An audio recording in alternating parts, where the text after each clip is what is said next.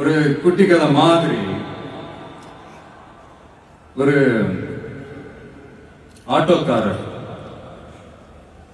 ஒரு கர்ப்பிணி பெண்ணை ஆட்டோல ஏத்திக்கிட்டு ஹாஸ்பிட்டலுக்கு போறாங்க. பெரிய மழை பெஞ்சுக்கிட்டு இருக்கு. அப்ப அவர்கிட்ட இருந்த அந்த கொடைய அந்த கர்ப்பிணி பெண்ணை கிட்ட கொடுத்துட்டு இதை எடுத்துக்கிட்டு போமா அப்படின்னு சொல்றாங்க. அப்ப அந்த பொண்ணு சொல்றாங்க, ஆனா இது எப்படி நான் உங்ககிட்ட நான் திருப்பி கொடுக்கறது? அதுக்கு அந்த ஆட்டோக்காரர் சொல்றாரு, வேற யாருக்காவது தேவைப்படுறவங்களுக்கு கொடுத்துருமா அப்படின்னு சொல்லிட்டு அவர் போயிடுறாரு.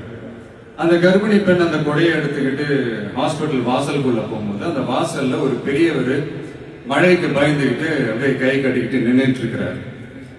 அந்த கர்ப்பிணி பெண் அந்த கொடைய அந்த பெரியவர்கிட்ட கொடுத்து, ஐயா இதை எடுத்துட்டு போங்க ஐயா அப்படின்னு சொல்றாங்க. அதுக்கு அந்த பெரியவர் இதே மாதிரி கேட்கிறாரு, அம்மா நீங்க யாருன்னு எனக்கு தெரியாது, எப்படிமா இந்த கொடையை நான் திருப்பி உங்ககிட்ட கொடுக்கறது? அதுக்கு அந்த பொண்ணு சிரிச்சுக்கிட்டே சொல்றாங்க, வேற யாருக்காவது தேவைப்படுறவங்களுக்கு கொடுத்துருங்க ஐயா அப்படின்னு சொல்லிட்டு போயிடுறாங்க.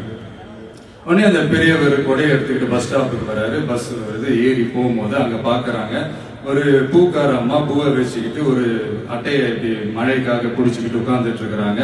பெரியவர் போய் அந்த கொடையை அந்த பூக்கார அம்மா கிட்ட கொடுத்துட்டு அவர் பஸ் ஏறி போயிடுறாரு.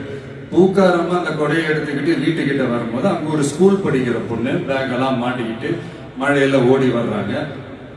அவங்க போய் அந்த ஸ்கூல் பொண்ணு கிட்ட கொடையை கொடுத்துட்டு, மழையில நனையாதம்மா இதை எடுத்துக்கிட்டு போங்க அப்படின்னு சொல்றாங்க. அந்த பொண்ணு தேங்க்ஸ் அப்படின்னு சொல்லிட்டு வீட்டுக்கிட்ட வரும்போது அந்த பொண்ணோட அப்பா பதட்டத்தோட வாசல்ல நின்றுட்டு இருக்கிறாரு. பொண்ணு மழையில நனைஞ்சுக்கிட்டு வரணுமே அப்படின்ட்டு. அந்த அப்பா வேற யாரும் இல்ல, அந்த ஆட்டோக்காரர்.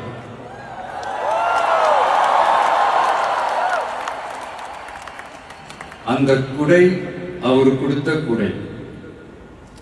So the moral of the story is,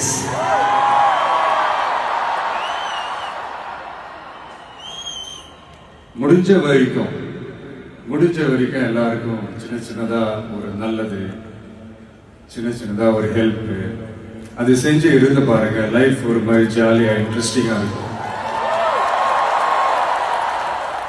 ஒரு ஃபேமஸ்